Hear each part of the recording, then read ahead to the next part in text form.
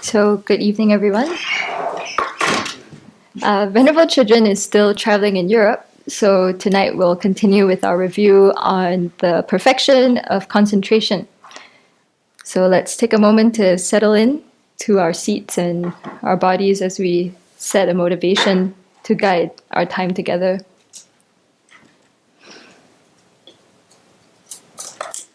So, in preparing for this topic, I was thinking about the life story of the Buddha. How when Prince Siddhartha left the palace, he met two meditation teachers who taught him how to attain incredible deep states of meditative stabilization, or the jhanas.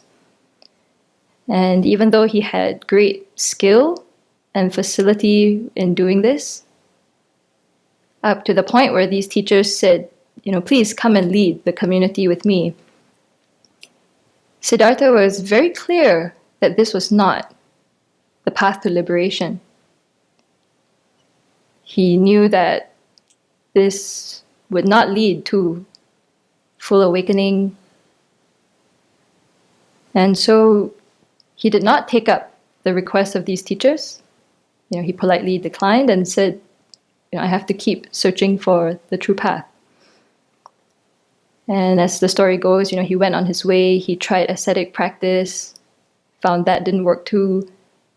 And eventually, under the Bodhi tree, it was through uniting concentration together with insight into the nature of reality that the Buddha completely purified his mind and became fully awakened. So in reflecting on this, it reminded me that we don't cultivate concentration for its own sake. That even if our mind is capable of attaining these incredible, powerful states of meditative stabilization, the most important thing is to use it as a tool, and to combine it with insight into the nature of reality, to have this supported with bodhicitta, such that we are steering the full potential of our mind to be of benefit, not just to ourselves, but to all sentient beings.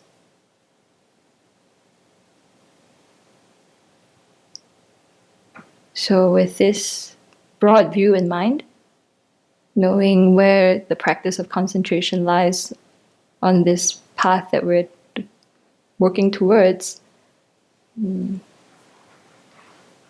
we'll spend a bit of time this evening reviewing what we can do to help the mind to focus, to become this tool that makes us efficient in everything we do. We'll be able to put our mind on any virtuous object for as long as we wish. So I started out studying and practicing in the Chinese Chan and Theravada traditions, where a lot of the teachings on concentration revolve around focusing on the breath. There are all these teachings on overcoming the 5 hindrances. And the goal there, I think, often is talked about in terms of attaining stages of jhana, or meditative stabilization. So, I had some hazy sense of what concentration was about. So it was only at my first concentration retreat here at the Abbey, and then later during the winter retreat where we did the 4 establishments of mindfulness, that I learned that there's actually a Tibetan presentation of meditation in the Galupa system, and that it's very detailed, and it talks about attaining a state called serenity, which comes just before the jhanas. And I found this extremely exciting and amazing that, yogis could actually describe all these levels of the mind as you progress in concentration, and that they were so compassionate to lay them out. I kind of like to say, okay, this is what you're going to see here. These are the problems that are going to happen here. This is what you can do. I was like, wow, and it made me feel like, oh, maybe this is possible.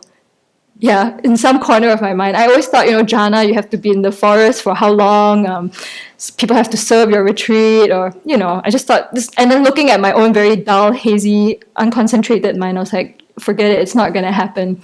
So to see these, step-by-step approach laid out, And it said, serenity is the minimum you need to combine with insight to completely purify the mind, right? To realize emptiness and overcome the afflictions. So again, my efficiency-driven mind, like, oh, okay, that's the minimum. Maybe we can go for that. So I did spend my first winter retreat here reading this, Walking Through Walls. It's Jeffrey Hopkins' translation of Geshe Gendun Lodro's description of the Tibetan presentation of meditation. And after reading this, I thought, maybe after my first winter retreat, I will walk through walls. At some corner of my mind seriously believed that. I thought I will walk through the wall to see Venerable Children at the interview. That didn't happen. So that's the benefit of studying the Dharma. It makes you realistic and maybe a bit humble, who knows. And at least now when I look back at the 9 stages, it just gives me a clear sense of where my mind is. And not to be discouraged, but to know, okay, that's where I am now, and this is what I need to practice. So before we jump into that, I wanted to talk briefly about some of the sources I referred to, because, this is not a topic I have much direct experience on. So I looked a lot at 2 books by Leah Zahler, who is one of Jeffrey Hopkins' students. She focused very much on the Tibetan Buddhist presentation in the Gelugpa school of the stages of concentration. So the 2 books are The Meditative States in Tibetan Buddhism, and the other is called Study and Practice of Meditation. Yeah. And I also looked a lot at this one, Jeffrey Hopkins, Walking Through Walls, a presentation of Tibetan meditation. And again, these books are part of this, I think it's an incredible project by Jeffrey and his students. They're trying their best to translate many of the root texts that are used in the Tibetan Buddhist monasteries, and also the commentaries by contemporary Tibetan Buddhist practitioners. So, Leah Zahler relies very heavily on commentaries by Lati Rinpoche and also Geshe Gendun Lodro. Those are the 2 main ones that she relies on for this section, and also Denma Lodro Rinpoche. So these are all Tibetan scholar yogis who were lecturing at University of Virginia in the 70s. So I think that's really rare in academia, where you get, they're not just working on the root text, but they want to hear from practitioners, like, how does it work? What is it like in your experience? Yeah, so that's some of the resources I drew on. And just to go back further though, like, what is the scriptural source for all these teachings that we're getting in this very condensed presentation in the Lamrim, right? Which in many Lamrim texts, starting from Lama Tsongkhapa's great treatise and now the Gomchen Lamrim, in this section they'll always teach on the 5 faults and 8 antidotes and the 9 stages of sustained attention.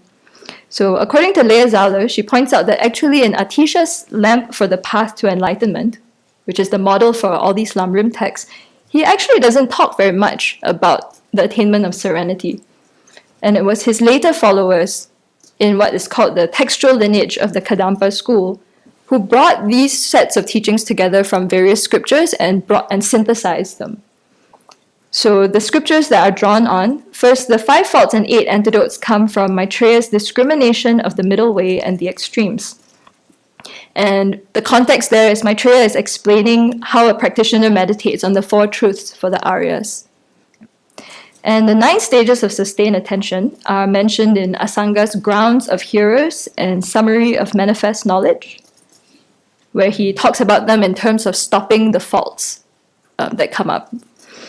And they also come from Maitreya's Ornament for the Mahayana Sutras, where Maitreya talks about how to improve our meditative stabilization and increase our good qualities. So again, I just thought, how incredibly kind. I'm not going to read these texts in Sanskrit, I don't think, in this life, right?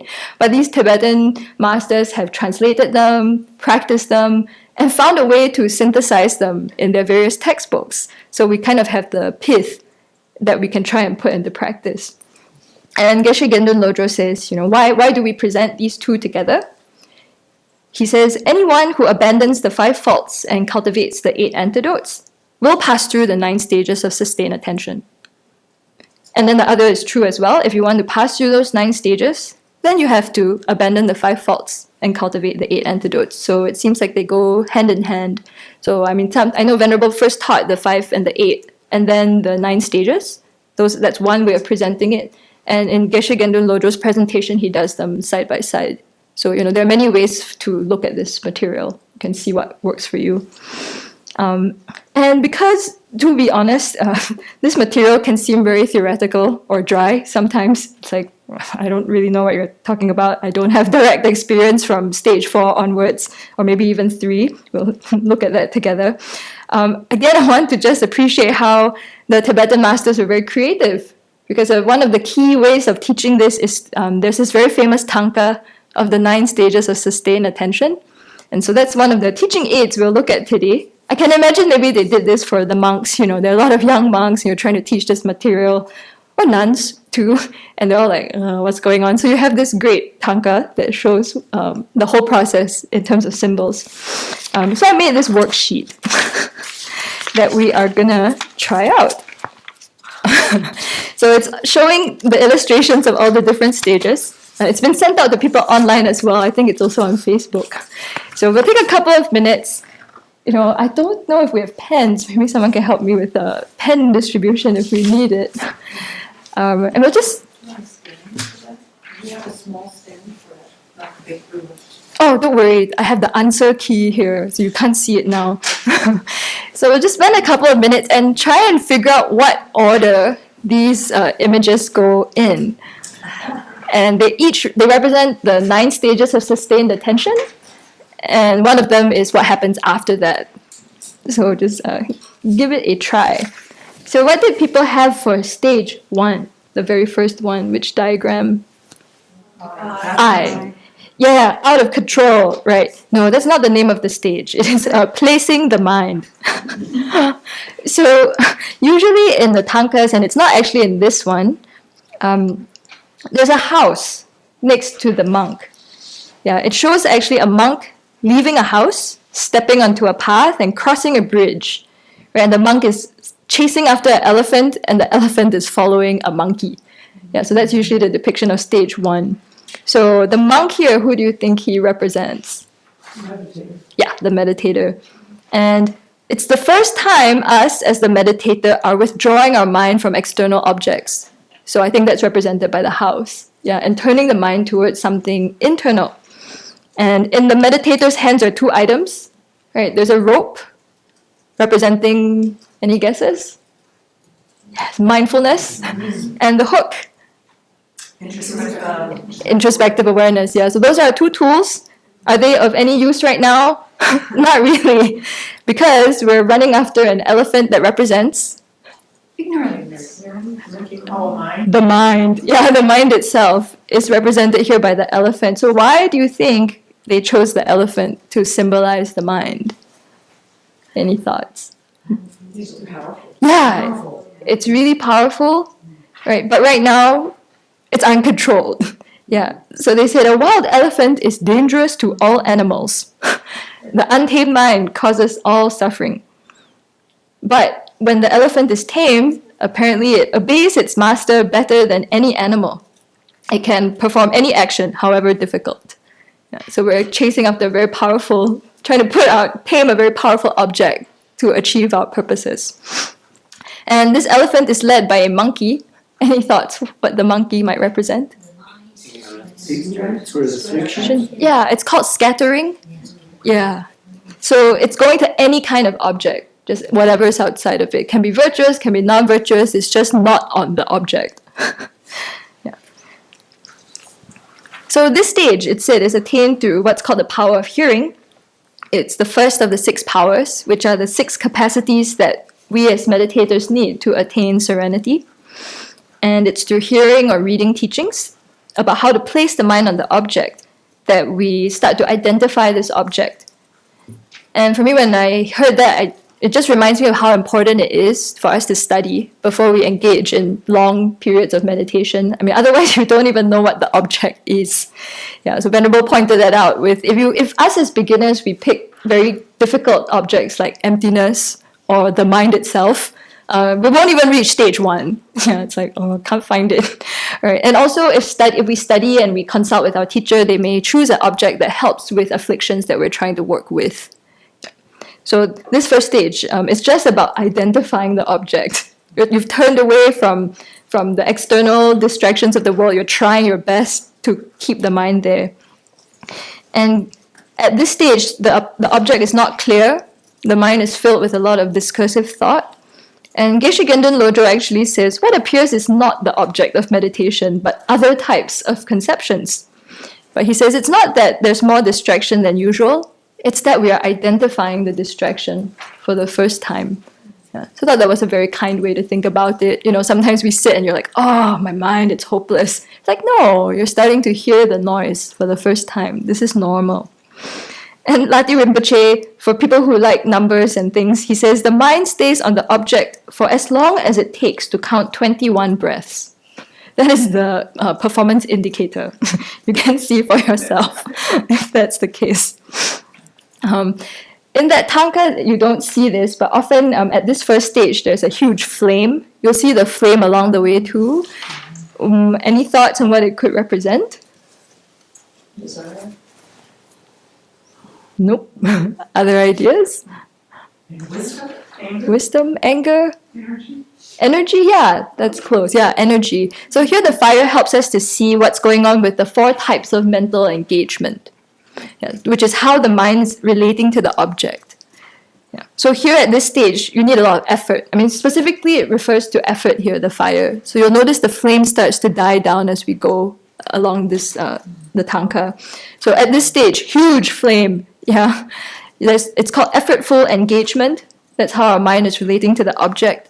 You have to pull your mind really tight, hold it on the object. In some commentaries, they say it's almost like you have to forcefully put the mind there. Although I'm not such a fan of the word force. Yeah, you're like, no, it's not about that. Yeah, but it just takes a lot of effort to notice and try and put the mind there. So to touch on some of the faults that come up at this stage, the main faults that we deal with here are, do people remember? Yeah, the first is laziness.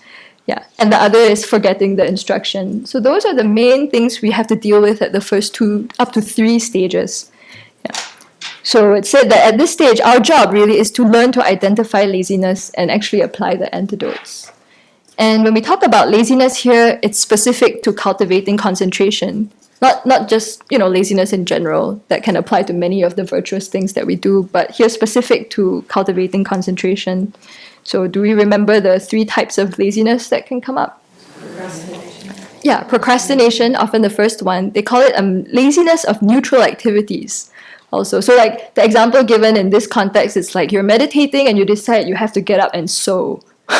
So, your socks have holes, right? And you're sitting, so you just have to stop and go sew. And it said that this is actually the most dangerous kind of laziness because it doesn't seem non-virtuous. Yeah, it's like, oh, it's just stuff I have to do. So, but it's still taking you away from your practice, whether or not you realize it. Yep, and the second kind, someone mentioned discouragement. No, the second is usually... Busyness. Yes, busyness. Yeah. Attachment to, here they mention specific to concentration, it's listed as non-virtuous activities. Maybe busyness might be the first one too, you think? Yeah. Procrastination, but non-virtuous activities are what I mentioned. Attachment to the ignobles, so it's often. Yeah. Yeah, so here it's thoughts of hatred coming up. This is the example, like, you're trying to sit and all you can think about is 20 years ago, someone harmed you and metamorphosis. Yeah, the whole session passes, you're plotting revenge, you're stewing in hurt, and then ding. Okay. So not realizing that's a distraction or that's laziness going on. You're totally committed to your revenge or whatever. So a bit easier to spot than the the neutral ones. And the last is laziness of inadequacy or discouragement. So here it's specifically thinking, you can't attain concentration of any kind. So why bother? And so on. Yeah. So I think often our teachers remind us that already we have this mental factor of concentration.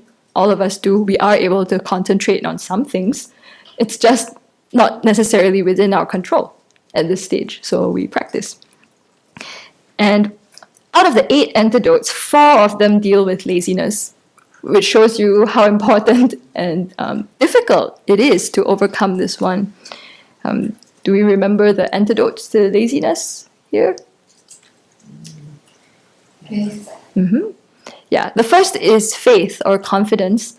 And I think, and here again, specifically thinking about the good qualities of concentration, reflecting on the benefits of doing it, of attaining it, and also the disadvantages of not trying to do so. And I think Jeffrey Hopkins, I think, mentioned this in Meditation on Emptiness. I just think it's so cool, like how a lot of the Buddhist teachings work. Like if you think deeply enough about the benefits of something, your mind will naturally move in that direction. I just like that idea. Or it's in the easy path too, I think, where it says, it's because I didn't think hard enough about precious human rebirth. That's why I have again, fallen into samsara. As in, like thinking deeply about the benefits of something, you will use it very well, is what I'm getting from it. So if we spend time through our study and our reflection thinking, why should I even want to cultivate concentration? Why is it beneficial? Why do I want to move my mind in this direction? Then very naturally, we'll have confidence or faith in this practice. We will have aspiration. That's the second antidote. It just naturally comes, right? Because you see the benefits of something, then you yearn to attain it. And you want to attain something, you put effort. So that's the third one, the effort. So it's said that at this stage, and the second stage too, we have to rely on our faith, our aspiration, and our effort towards cultivating concentration. The fourth antidote, there seems to be some debate around this, whether or not it's actually an antidote. Because pliancy, right, is attained with serenity. It's like you got the end product already, then it comes. So how is it an antidote? Yeah, I don't have pliancy at stage 1 and 2. It's not going to happen. So Lati Rinpoche says, maybe, it's an actual antidote only attained with serenity. And then Geshe Gendun Lodro points out, well, it's a benefit that arises from the first 3 antidotes. And you can think of it as an antidote in terms of a benefit. As in you think, oh, how wonderful, my mind will be completely pliant when I have serenity. So that's a nice byproduct. Eventually I'll get it. So let's do this practice. Yeah. So, those are the 4. It's said that only with pliancy is laziness completely eradicated. And the next we have forgetting the instruction or forgetfulness. Right? So here, this could happen in 2 ways. First, the object of observation completely disappears. Have people experienced that? It just sounds so strange, like you're trying and then it just disappears. I don't know.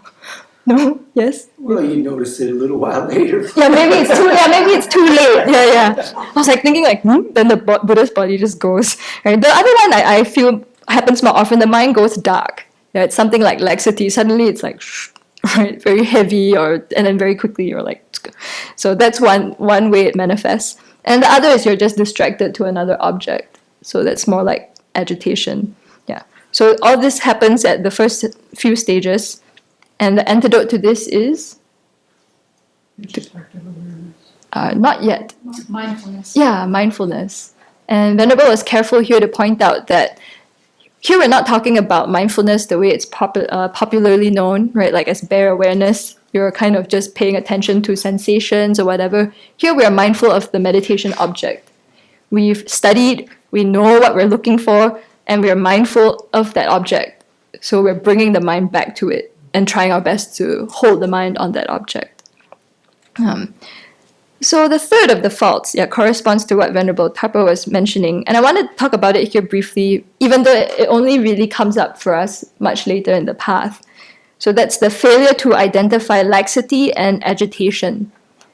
So sometimes Theravada translators use the term restlessness, or in Jeffrey's books he uses excitement. But in her teaching, Venerable was emphasizing agitation as her preferred term. So we can see what works for us. And I wanted to point it out because it's actually represented in the tanka here.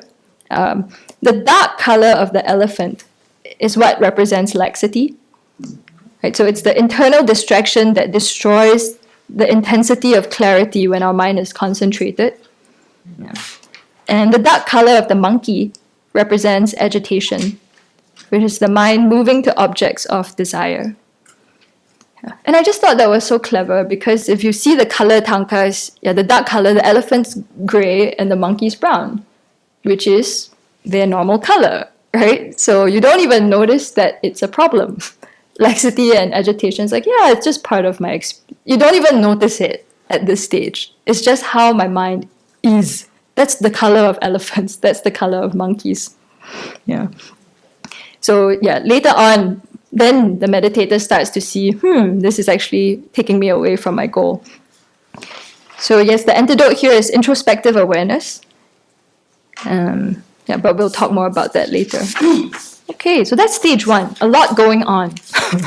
Just trying to turn the mind inwards and, find and stay on the object. Okay, so now we get to stage 2. Which picture did people identify as stage 2? B. Yeah, B. Right. So we see that the meditator is getting a bit closer to the elephant and the monkey. Right. So here at stage 2 is called continual placement. Right. The mind can stay on the object for a bit longer.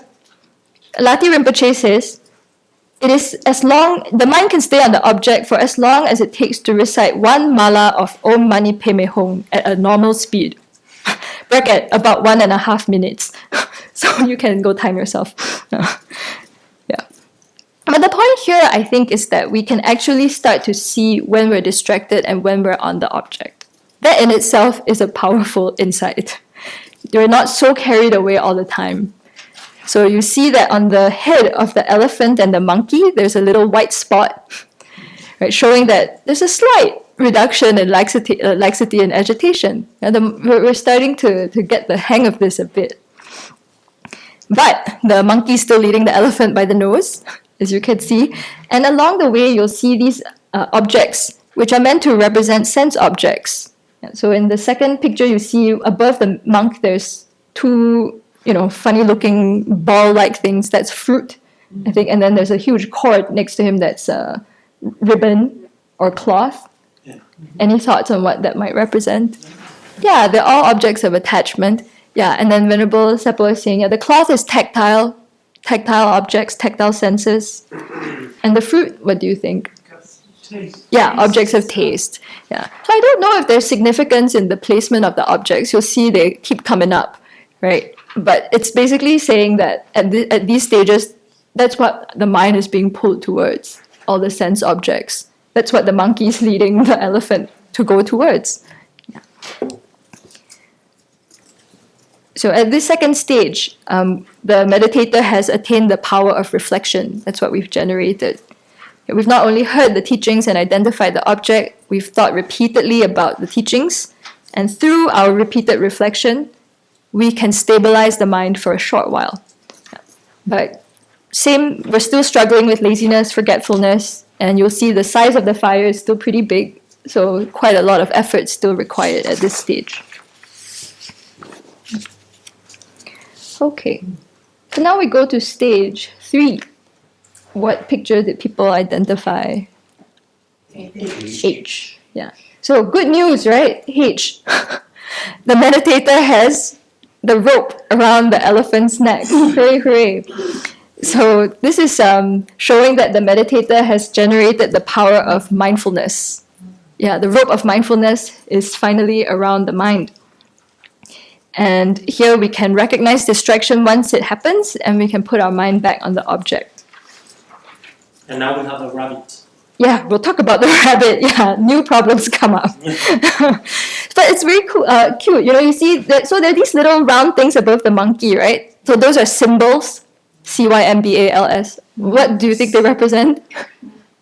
Yeah, music, attachment to objects of sound. But this, yeah, symbols, CYMBALS. Yeah. But no, they're not mushrooms or pacifiers. I was like, pacifiers? No, symbols.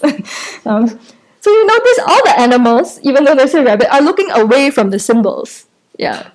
So that represents that. And they're turning away from sense objects. Yeah, they're starting to look at the meditator for a change. Yeah. Oh, finally you're starting to have some control over the mind. Yes, you can pull it back with much more skill. So now the fire is a bit smaller. So here is where the second type of mental engagement comes up. It's called interrupted engagement. And it will last all the way to stage 7. So now the mind's not in effortful engagement anymore. Yeah, it's interrupted. So sometimes you can pull it back, but sometimes it's still going off on its own thing. So now let's talk about the rabbit. So why do you think there's a rabbit that pops up now? Finally, you got hold of the mind and there's something else going on. What could it represent? Did you say the rabbit, that the monkey was excitement? No, scattering. So maybe it's a rabbit excitement? No. No. It's on your mind. Yeah, it's riding on the laxity. Dullness. Yeah, no, it's even subtler than that. So it pops up here because the mind's starting to turn inwards, and that's when subtle laxity can come up. Yeah, so the rabbit represents subtle laxity. Yeah. So finally, you start to notice coarse and subtle laxity. Before this, like I said, you forget it. You're dealing with other much bigger problems. So now the rabbit appears, and they say it picked the rabbit because, like a rabbit that hides well, this can be mistaken for progress.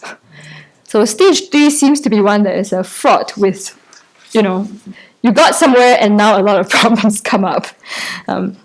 So Lati Rinpoche talks about the difference between coarse and subtle laxity. It seems to be a very complicated topic. I'm just going to read you what I read, not that I can actually tell you what it means. So coarse laxity, he says, is the ability to stay on the object, but the mind itself that's apprehending the object is not clear. It can experience darkness like a shadow. So that's the coarse part. But when we get to subtle laxity, the mind is stable and clear. So the object is stable, the mind's clear, but it lacks intensity. Yeah, whatever that means, I don't know. Yeah, stable and clear, but maybe the appearance of the object is not so intense. It says the mind's mode of apprehension is loose. Yeah, so often people mistake this for actually having some deep concentration because the object is so stable and clear. Yeah, but you don't know that it's not intense. Yeah, so that's a tricky piece for the meditator. Geshe Gendun Lodro also points out that coarse laxity is ethically neutral. Yeah. And subtle laxity is virtuous because there is stability on the object of observation. Yeah. And I guess they have to point this out because lethargy is said to be non-virtuous. Yeah. It can come up whether your mind is directed outwards or inwards. It's just that heaviness that comes and leads to sleep. Yeah. And it can be, it's a non-virtuous thing that's associated with ignorance. So laxity is that's not the case. It's either ethically neutral or virtuous. So it's a problem that only comes up when you actually have some degree of focus. So some of the causes of laxity are the mind being overly withdrawn, your intensity of meditative stabilization weakening, or you're starting to get sleepy or lethargic. What was the second one? It said the intensity of meditative stabilization lessens. Yeah, I guess your focus weakens or. Yeah. So I think starting from here, right, you really have to start paying attention to the third fault, right, which we mentioned, not identifying laxity or agitation when it comes up. Yeah. And also that's tied up with the fourth fault, which is not applying antidotes even when you see them. So that's when these faults start to become a problem. We have less laziness, less forgetfulness, and then now we have to learn to identify laxity and agitation and put the antidotes into practice. So some of the antidotes to laxity, right, include tightening the mode of apprehension. It's like tuning an instrument, making the object bright, focusing on its details, or thinking about relevant Lamrim topics like the precious human rebirth, qualities of the three jewels, bodhicitta. Right? Or you can stop the session, wash your face, take a walk, rest. Is another one. Yeah. And for agitation, we can loosen the mind. Right? So agitation, the mind's too tight on the object. It's starting to you can loosen the mind. And it said you can meditate on death, impermanence, the suffering of cyclic existence, or focus on the navel or the breath. It would actually loosen the mind and topics. I don't know. Yeah. Oh no, I think it's starting agitation here. It's like it's drawn to an object of pleasure or excitement. Yeah. Yeah. So the difference they pointed out was scattering could be drawn to non-virtuous or virtuous objects, but agitation specifically is your mind's drawn to objects of attachment. Yeah. So that's why thinking of death, impermanence helps to calm it down. Yeah. Yeah. And what I thought was interesting was Geshe Gendun Lodro points out some of the major hindrances that can come up here. He said sometimes meditators cannot overcome laziness and forgetfulness despite applying the antidotes. So many of them may give up at this stage. He said sharp people can do their own analysis, but otherwise you should seek help from your spiritual mentor at this stage. I was just trying to imagine maybe people who have gone into huts in retreat, right? They're like, oh, now they have to come out and go find their teacher. So it's important to be close to a teacher when we engage in our meditation practice, especially in cultivating concentration. He also points out this is the point where predominant afflictive emotions can come up and block our progress, because they may not have been manifest earlier because the mind was so distracted. But now that the mind turns inwards, he said what comes up in the mind is whatever is strongest in it. So the example he gives is someone who is accustomed to anger at this point may not be able to advance because every time they cultivate serenity, it's huge, and all they see is the anger that's coming up. Whereas if they were not so focused on their internal object, the mind's just distracted, so the anger doesn't come up. So I just thought that was an interesting kind of warning, I guess, yeah. And maybe helpful in that, like in my first few retreat experiences, you turn the mind inward and you start seeing afflictions or deeper levels of them, and I would freak out. It's like, whoa, what's going on? So to be like, no, that's normal. You're just starting to, because your mind's starting to focus, you're seeing subtler and subtler levels of the afflictions. So, then it's time to start applying the antidotes. So he said here, the meditator may need to put away the object that they're focusing on to focus on the antidotes to the afflictions, especially if they come up very strongly at this stage. Yeah. So again, very helpful to be near your teacher and also to study. Yeah, otherwise, I think you might, freak out, right? Or think I'm such a bad person, that's what's in my mind, let's give up. So, yeah. All right. What's the name of stage 3? Oh, stage 3, I have here repeated placement. Repeated placement. So putting it back again and again. That's after interrupted engagement? No, interrupted engagement arises here. Yeah, so the first stage was placing the mind, right? Then continual placement, and then now repeated placement. Okay. So now we get to stage 4. Which picture did people have for this one? D. Yeah. This is called close placement. I guess symbolized by the monk being much closer to the elephant now. Right. So here you are familiar with the object. You can set your mind on it. And here you have generated a strong power of mindfulness. Right. So the mind starts to really become stable on the object. And it says, from here on, the meditator no longer loses the object. How wonderful. I just can't imagine what it might be like. Yeah, so that's a clear sign of stage 4. You sit and you're not going to lose the object anymore. So what you're dealing with from here on is various types of laxity and agitation, something quite subtle. Mind is stable and clear, but not intense. Yeah. So Geshe Gendun Lodro gets into like all the possibilities that aspects of the object. So very subtle things that I don't quite understand. But I'm guessing as an experienced meditator, they would be able to tell, right? But yeah, you just don't lose the object anymore. So it said that even cause agitation and the coarser form of cause laxity are no longer present. Yeah, so you see that the elephant and the monkey are half white, half dark, right? Yeah. And it said that cause agitation involves completely losing the object. Yeah, so that's gone. You don't lose the object anymore from here. And Lati Rinpoche says, subtle agitation is like water moving under ice. So the meditator does not lose the object, but a corner of the mind has come under the influence of discursiveness, and a pleasant object is about to appear. So it's very subtle, I don't know. Clearly I'm only at the taken away by the object, right? So they're starting to, so it's like water moving under ice. That's how he describes it. Well, I think variable states cause excitement still are present It's still present. and laxity are still present. Yeah, there are some different presentations of this. I was wondering about this too. I decided this one that I'm going with is from Lea Zala's study of practice and meditation. I wonder if it's a textbook thing. You know, these masters are all presenting these from different Tibetan Buddhist college textbooks. So there could be some difference here. Yeah, thanks for pointing that out. Yeah, I think so. I sat here for a long while and I thought, okay, let's go with the Lea Zala presentation that's trying to synthesize them. Yeah. So anyhow, I thought I'd talk a bit about the causes of agitation, which are also quite interesting.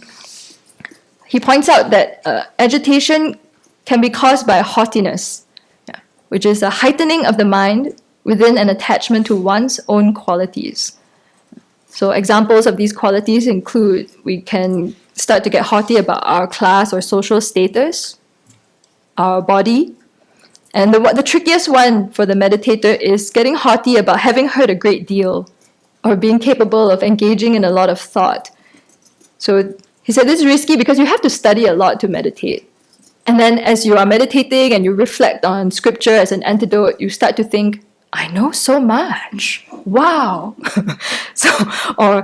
Oh, I'm so focused these days. So their mind's really starting to go off. I'm imagining it may come up like that.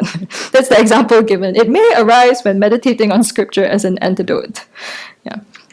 So other things we can get haughty about are youth or power or authority. So I guess it reminds me of the story Venerable often tells about how you can go into the mountains to meditate and still have a lot of, attachment to reputation, or this is haughtiness coming up, right? Where you're like, I wonder what people think of me as a great meditator. You're, not focused. So that's all the kinds of agitation that can come up along the way. And I think here still the sense objects can have an influence. We see a perfume conch representing, what do you think? Smell. Yeah, objects of smell.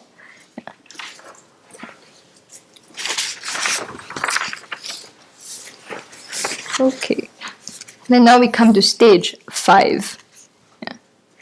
Which picture did people have from that? F. Yeah. So this is called taming. For the first time, we see the monk is in front of the elephant.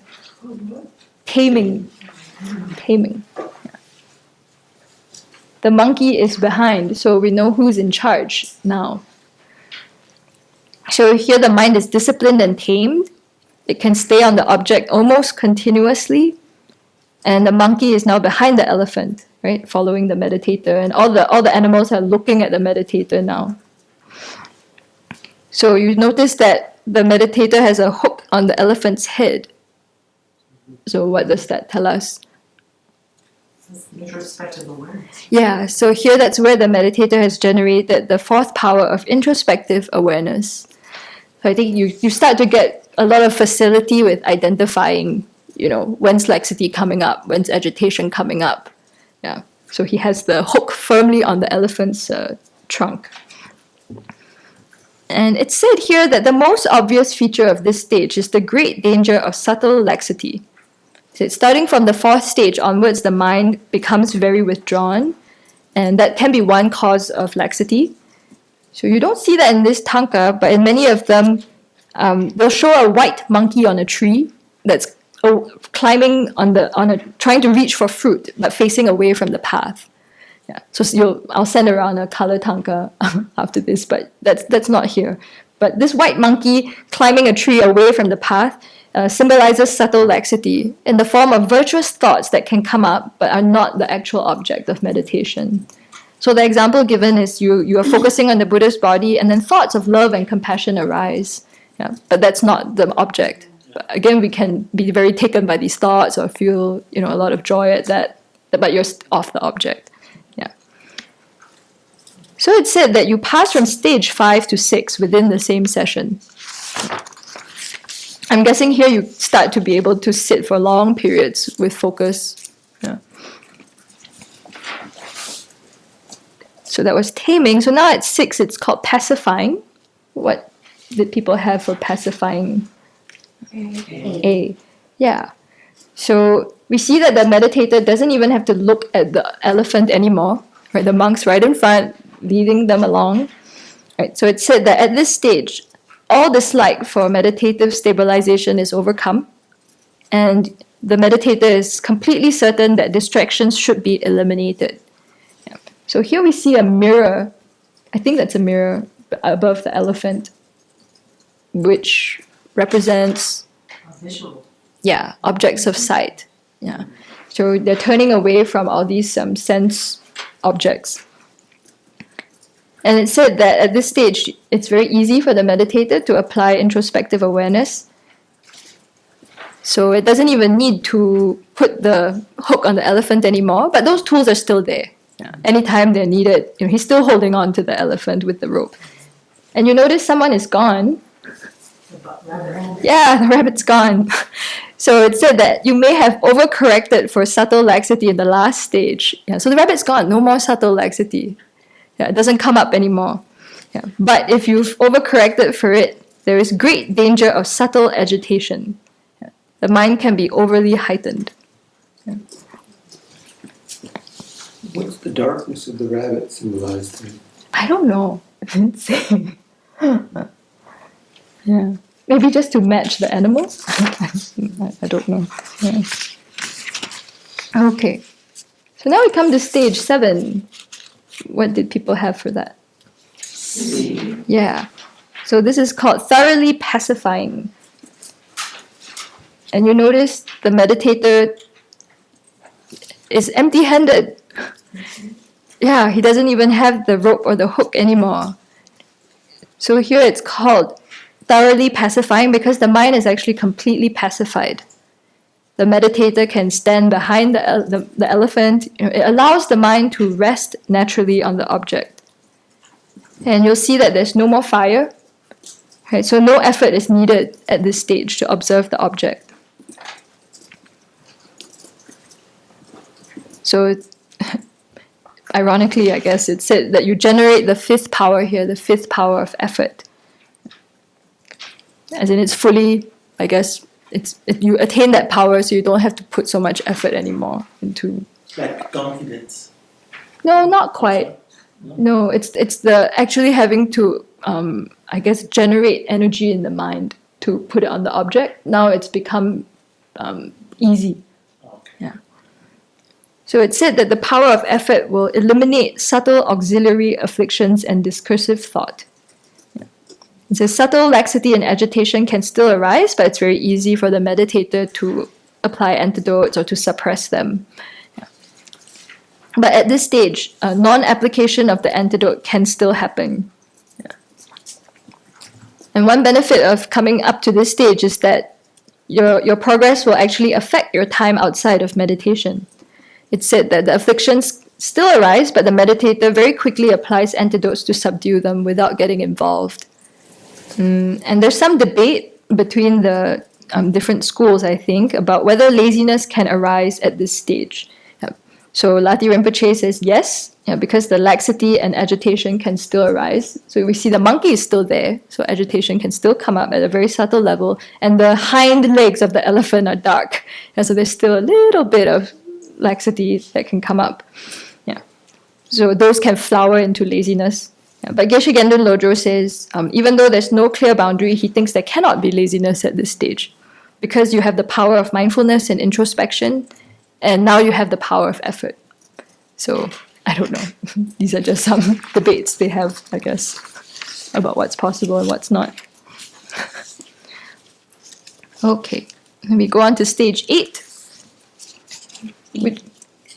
Picture E, and it's called making single-pointed. So it's kind of a nice gesture. Yeah? The monk is in front and he's just pointing gently with his hand to the elephant, like, go here. So I think that symbolizes how at this stage, you only need a little bit of effort at introspection at the start of the session. After which, laxity and agitation don't arise anymore. And the mind just remains one-pointed on the object of observation. Yeah. So I guess the hand maybe is the little bit of effort that needs to happen, right? But the elephant just follows. The monk doesn't even have to look at the elephant. And the elephant's completely white, and you see that the monkey has disappeared. Yeah.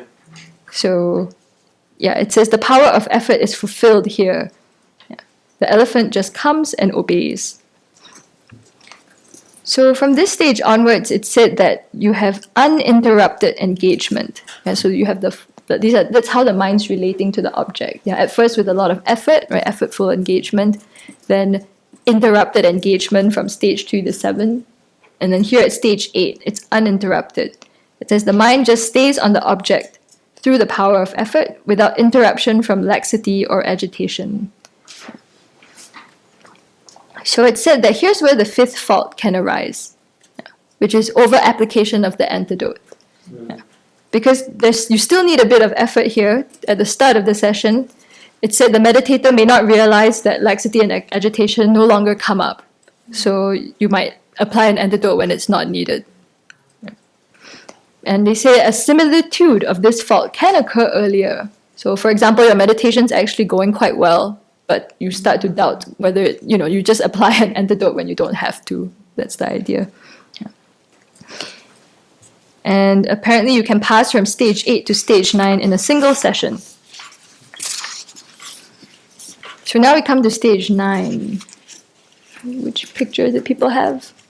G. Yeah. So this is called placement in equipoise. And this is the highest attainment of concentration within the desire realm. So it's a lot like serenity, but it's not fully qualified serenity. So apparently the 3 features that serenity has are stability, clarity, and spontaneity, in terms of the mind observing the object. Yeah. So those are already present here, but they're not fully developed. I think nonetheless your meditation is flowing very naturally. So that's why you have here the 4th type of mental engagement, which is called spontaneous engagement. It's just the wish to meditate is sufficient. Yeah, how nice. Yeah, it's like, yay. The monk meditates, right, and we see the elephant is sleeping, the mind's just resting on the object. And the single-pointedness continues for a long time. And up to this stage, your sense consciousnesses are totally absorbed and do not respond to external stimuli anymore. It's said here that the meditator has the 6th power of complete familiarity with the above powers. Yeah.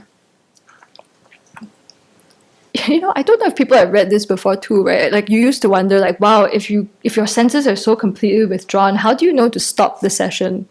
Right? And it's said, right, that you decide ahead. The meditator decides ahead of time when they will stop, and they do, apparently. So, not all. It's considered a fault not to stop. Yeah. Ah. They train more. You hear about one in the Theravada tradition. They train that from the get-go. Wow. So sometimes people don't. It's considered a fault. Yeah. So I know it's just mind-boggling to me, right? I can be like, okay, in 3 hours. I think, though, something that's much lower level that we can do is we can decide when we're going to wake up in the morning and wake up. So it's in that, I think, in that practice, kind of, yeah. Oh, cool. Yeah, that's true. Yeah. Well, sometimes I can decide when I'm going to wake up. Yeah. But yeah, telling the mind, you're right. Your focus is so strong at that point. You're like, okay, we're going to stop in 4 hours.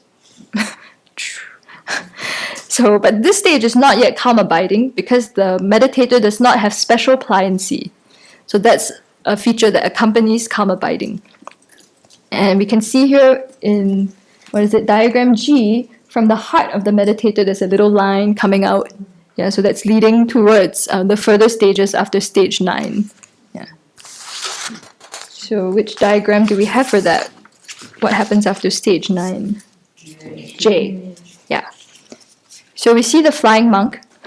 What do you think he could represent? The powers. Yeah, I don't know. They don't go into a topic on the powers here, but I think he represents special pliancy and the attainment of the special pliancy that comes with supreme joy and bliss. So I'll talk a little bit about the special pliancy here. It's just called after the 9th stage. Not yet, I think. I'll talk about the flying monk first. Yeah, but Jay, you're right. So the picture that shows you the actual attainment of serenity would be the monk riding the elephant. Yeah, so that's the actual attainment of serenity. Yeah. And then you see that he's riding back after that. Yeah, so we'll talk a bit about that later. So let's deal with the flying monk first.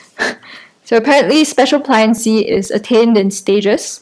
Right, here we have a serviceability such that the mind can be directed to any virtuous object as much as one likes. Yeah. It seems like the regular pliancy of the virtuous mental factors is you can direct your mind to one virtuous object. I don't know, that's my read of it. But at this stage, you can direct it to any virtuous object as much as you like. So the mind is just completely flexible. And so is the body. Yeah, so these are the stages apparently. The first is that you get an omen of pliancy, where you have a sense of a heavy brain. I don't know what it could feel like, yeah. Then after that, you will attain mental pliancy first. So I think that's the one, right, where you have warm hand on the shaved head, right? That's what it feels like to have mental pliancy. But here it says that because your mind is so familiar with concentration, dysfunctional winds leave from the crown, and dysfunctional mental states are overcome. So your mind is very joyful. It engages with the object with a lot of happiness. There's no resistance around putting it on something virtuous. The mind's very light. Yeah. And then as a result of this mental pliancy, the winds flowing through the body too become very serviceable. So the next stage, you have physical pliancy. So when you have physical pliancy, you never feel tired while meditating. Right? It removes other unfavorable physical functionings. Not sure what that is. But so the winds that power the affliction subside. The winds of physical pliancy will pervade the body. And your body feels very light, like cotton. So I think that supports sitting for long periods to develop the levels of concentration. So that's omen of pliancy, mental pliancy, physical pliancy. Then after that, you attain what's called the bliss of physical pliancy. You feel that your body melts into the meditation object. And then there's the bliss of mental pliancy. So here the mind's very happy, very buoyant. It says almost too much so. Yeah. And it's marked by the feeling of a cool hand on a shaved head. That's what it could feel like. But pliancy is like flexibility. Yeah. Yeah. So here it's the mind and the body are becoming completely flexible. You can do whatever you want with it. And then after that, the bliss of physical and mental pliancy also starts to cease. Yeah, I think probably also because if the bliss of mental pliancy might be too distracting. Yeah, so they also cease in various stages. And then after they cease, you ride the elephant. You have attained serenity. Yeah. So that final picture of the monk riding back on the path, holding a sword, what do you think that could symbolize? Which one? The final in J, right? You see there's three, right? First is the flying monk, then we have this monk on the elephant. Yeah. What do you think? The last monk riding the elephant with a sword. Is it a union? Yeah. So there's a union of serenity and insight. The insight represented by a sword here. Yeah. And from the monk's heart come two, in the colored ones, they are rainbows, right? And they represent afflictive obscurations and mental distortion that he's about to cut. Yeah. I don't know what mental distortion really means here. Does anyone have ideas? I tried looking it up. The Sanskrit is uneya varana. No? Okay, we can all puzzle over this, but yeah, apparently that's the next stage. He now has the union of serenity and insight and is about to start overcoming the afflictive obscurations and mental distortion. You don't deal with the cognitive obscurations at this stage, do you? Or it's still just entering the path of seeing, right? Yeah, so that's much later. I wondered if it was distorted attention. Or anyhow, we'll have to look that up. We need effort in for this, right? That's why the fire is big again. I wonder, yeah, probably, yeah. Fire represents how much effort is needed, huh? Yeah, for the meditator, yeah. I'm surprised insight is even included in this drawing because this is just a drawing of a representation of serenity. It always is, though, but maybe as a reminder that that's the purpose, right? The whole purpose of attaining serenity is to join it with insight, to cut those obscurations and the mental distortions.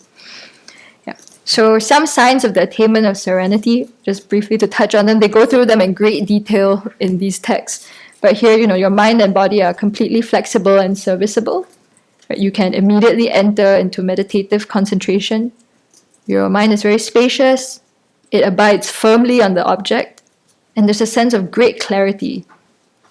And it also affects your state post-meditation. It says, your mind may not be in the state of serenity, but afflictions don't arise as strongly and frequently. You have less craving for sense pleasure. The 5 hindrances don't come up anymore. And sleep itself becomes meditation. Right on. Yes! Meditation becomes. We'll get there, Venerable Samden. Yeah. So yeah, that's that. I found this Thakka quite helpful for myself to start putting some kind of image to these things that sound very far off and like, I don't know, after some idea of stage 3 maybe, right? Like, okay, I found the object, it stays for a while, but never losing it. 4 onwards, it sounds like a great mystery to me. So I just thought it's very kind of these masters to make tankas like this for us ordinary beings to have a sense of what could come along the way. Yeah. When we get there and they become problems, we'll know what to do. Yeah. So are there any thoughts, questions? Not that I can actually answer You them. didn't have a name for 10? That it wasn't listed. It's not one of the 9 stages. It's usually just said after And attaining. it's kind of 3 stages, and it's 3 pieces in there. Yeah. What was the name for one? One was placing the mind. Yeah. I think in different texts there'll be many different translations too. I think here I was trying to use what Venerable Children was using in the teaching. In the monastic system, do you know if they're ever tested on their level of concentration, or if you study, get the Geshe degree, are they expected to be able to attain serenity at the end of their studies, or is that measured in some way? I don't think so. It's hard to measure, yeah. Or what I do think they are tested on though are the signs and the things on the different stages. Like a lot of these texts will have, there are 3 possibilities between this mental factor and this mental factor. For example, I'm like, oh, that's where it comes in. So they'll be like, oh, how many possibilities between laxity and lethargy? Yeah. So I'm guessing they must debate that on the debate ground. You're like, definition. Yeah. So you can have fun with that, I guess. And I guess it helps them to discern the difference in terms of definitions and how they might come up in the mind. And so I'm guessing that's how they get tested. Yeah. Is it integrated with their studies? Like the meditation, is it sort of, do they get instruction from a meditation teacher, or is it just, intellectual, their training? Venerable Tapa can speak to that.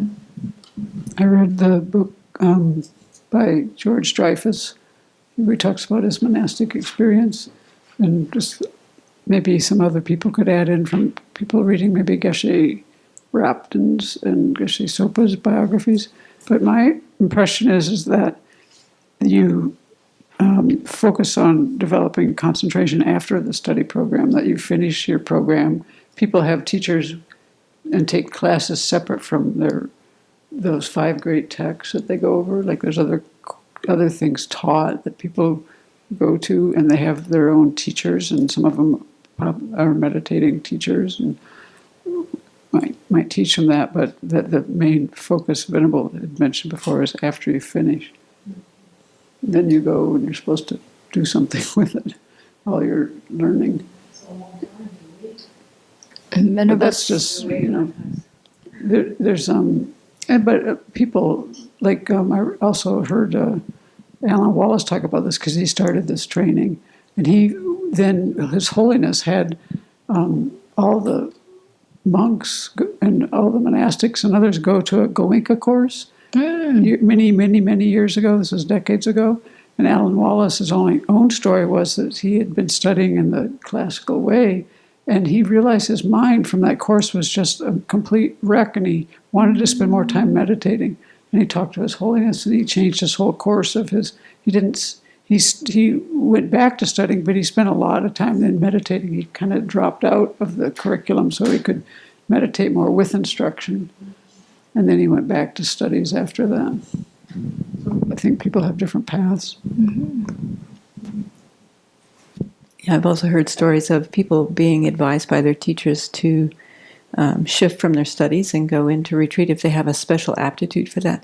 But also keep in mind that the studies that they do, like the debating, sharpens the mind in an incredible way so that when they go into meditation, they can probably achieve it pretty quickly because their minds are already trained from their studies and their debating.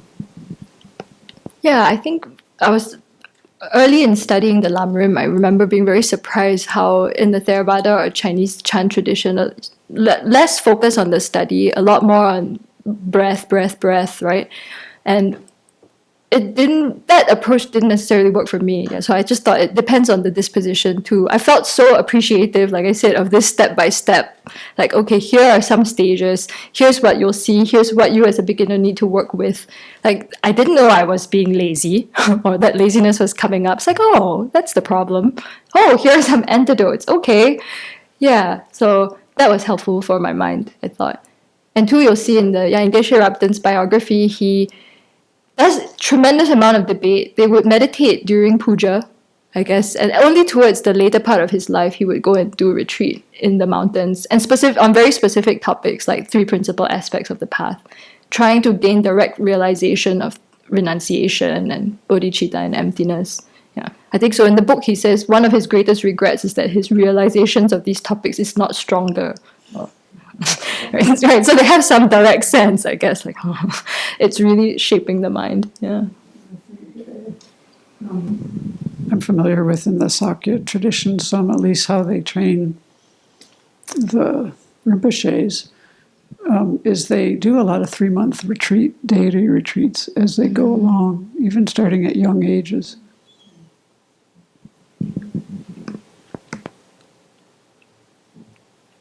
Yeah, Tracy. I think I remember this right, but I think Geshe Palge said that many of the monasteries don't spend very much time on meditation and more on scholarly study, and that their concentration might be a very short breathing meditation beforehand, like even 21 breaths or 108 breaths or something like that. But then after he got his Geshe Larampa, he went on a 5-year meditation retreat. So. Right. So I think you had a lot of focus more on being very clear about topics, knowing what can come up in the mind before engaging in long-term retreat, because a lot of stuff can come up, and if you don't have a good grounding in the Buddhist worldview, like Venerable said, you could really go off, yeah, or start hallucinating and not know it. Yeah. And I was going to say something, I forget, but anyway, it's escaping me. Yeah. Someone says, why is the fire back in stage 10? And you touched on it very briefly, but... Yeah, that wasn't explained in the descriptions of tankas, but I think Venerable Pema had a good guess. Yeah. That you do need effort still to unite serenity with insight. Yeah, it's not effortless here. You start to apply effort again to analyze the object, to unite the two. Yeah, I'm guessing. Yeah, that's what's happening there. Oh, I know what I was going to say. I think too in debate, as we're learning debate, it requires a tremendous amount of concentration. You have to remember definitions. You go through long debates, and then you have to track them backwards and refute what the person just said. Like, how much concentration and memory does that require?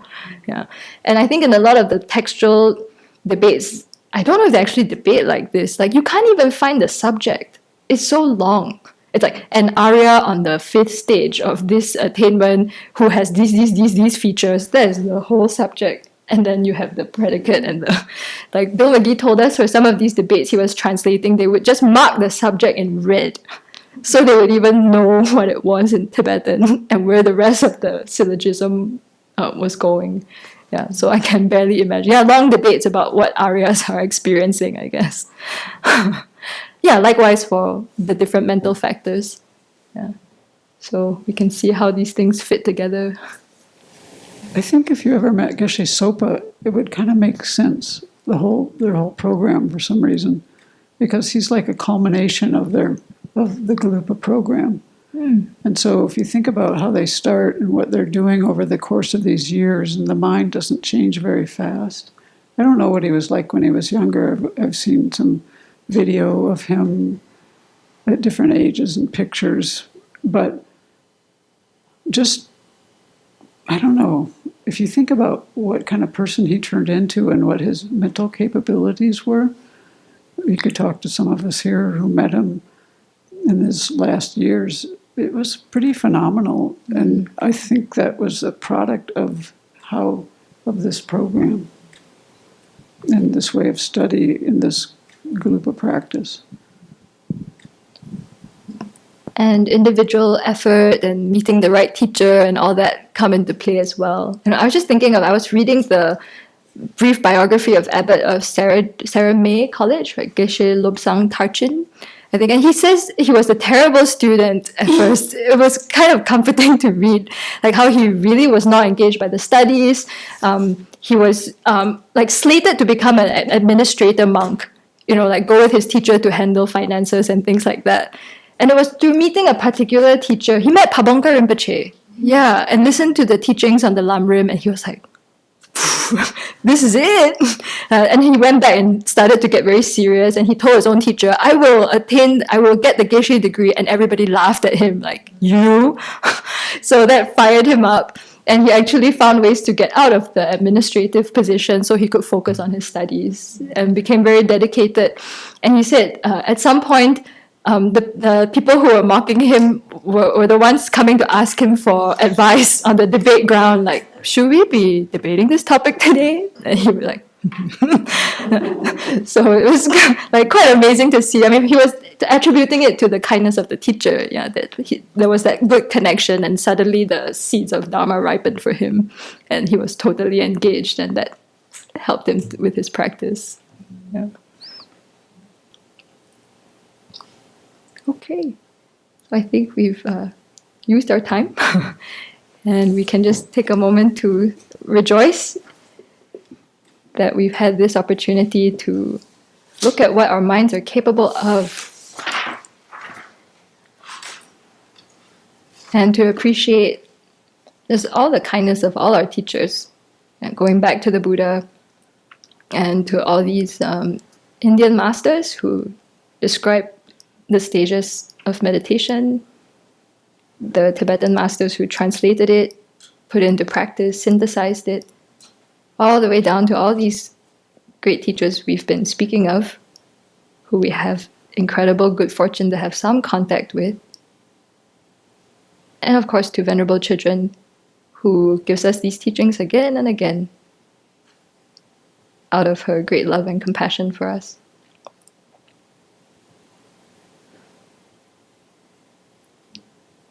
So we can dedicate that we too will actualize these stages to repay the kindness of our teachers and all sentient beings.